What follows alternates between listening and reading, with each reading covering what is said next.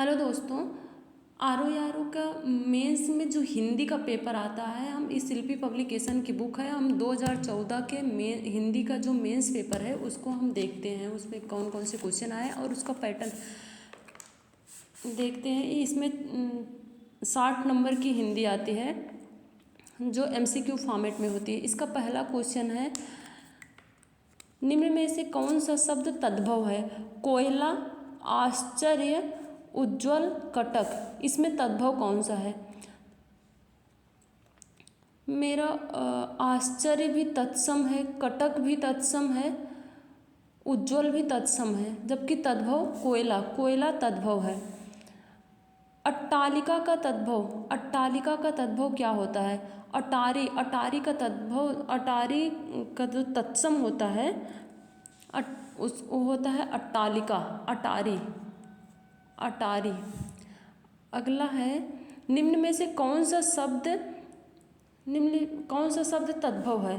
जल, तीन, नग्न, भ्रमर। तीन जो है ये तद्भव है। इसका तत्सम जो होगा, तीन का तत्सम होगा तृतीय। अगला है, करपर का तद्भव, करपर, कपूर, करपर का तद्भव जो होता है वो कपूर होता है। अगला क्वेश्चन देखते हैं, जो कठिनाई से समझने योग्य हो उसके लिए एक शब्द, वाक्यांश के लिए एक शब्द। जो कठिनाई से समझने योग्य हो, दुर्बोध।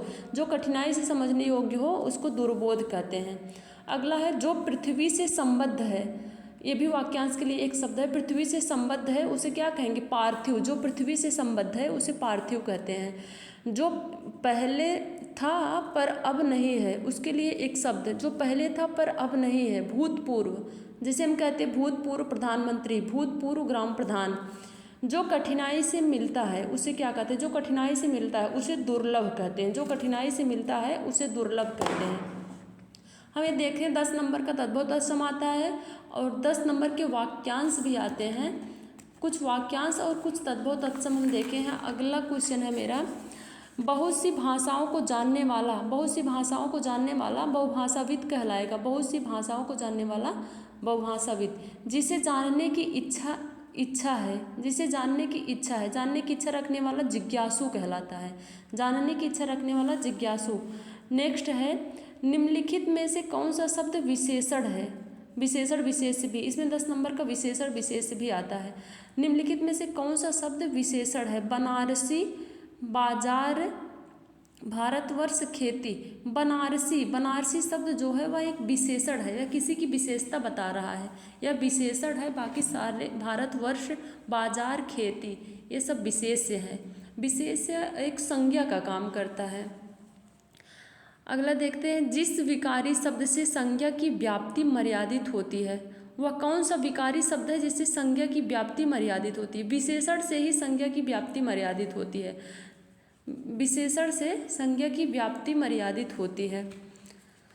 नेक्स्ट क्वेश्चन है, रमेश की पुस्तक पुरानी है। इस वाक्य में पुस्तक शब्द है। पुस्तक विशेष्य है, विशेष्य हमेशा पुस्तक जो है वो विशेष्य है। रमेश की पुस्तक पुरानी है, इस शब्द में संज्ञा, विशेष जो है वो संज्ञा ही होता है। उस ग्रंथ में 500 पृष्ठ है। इस वाक्य में उस शब्द है, उस ग्रंथ में 500 शब्द है। उस जो है यह एक संकेतवाचक विशेषण है, उस संकेतवाचक विशेषण होगा इसमें।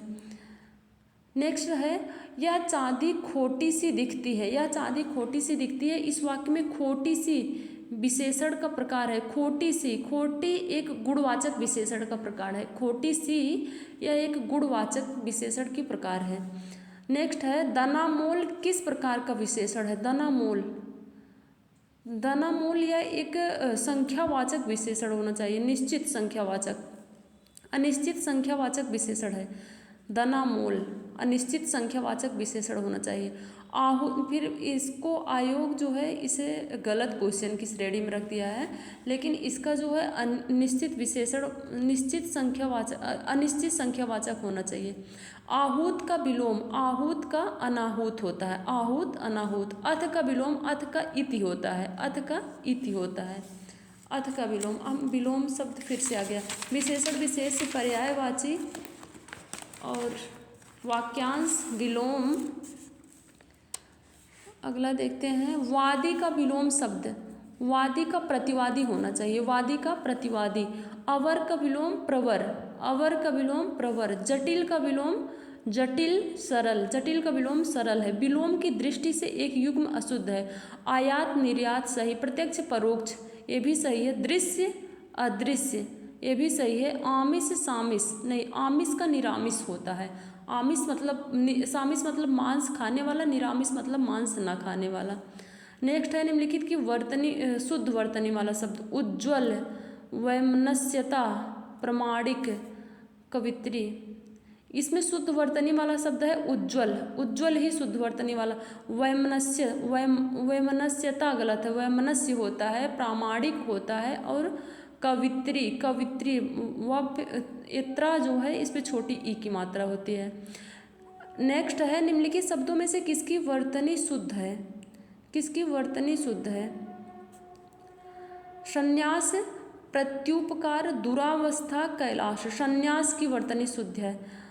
अगला है निम्नलिखित में से अशुद्ध वर्तनी वाला शब्द, उद्घोष, तात्कालिक, एकता, उपरोक्त। उपरोक्त की वर्तनी अशुद्ध है या उपर्युक्त होता है, उपर्युक्त होता है। नेक्स्ट क्वेश्चन है निम्नलिखित वाक्यों में से एक वाक्य अशुद्ध है। काशी सदैव से भारतीय संस्कृति का केंद्र रहा है, काशी सदैव से भारतीय संस्कृति का केंद्र रहा है। मुझे तो यही गलत लग रहा है। काशी सदैव से भारतीय संस्कृति का केंद्र रहा है। भारतीय संस्कृति का, काशी और संस्कृत दोनों स्त्रीलिंग है। कर्ता स्त्रीलिंग हो तो कर्म भी उसी अनुसार स्त्रीलिंग, केंद्र रही है होना चाहिए। काशी सदैव से भारतीय संस्कृति की केंद्र रही है।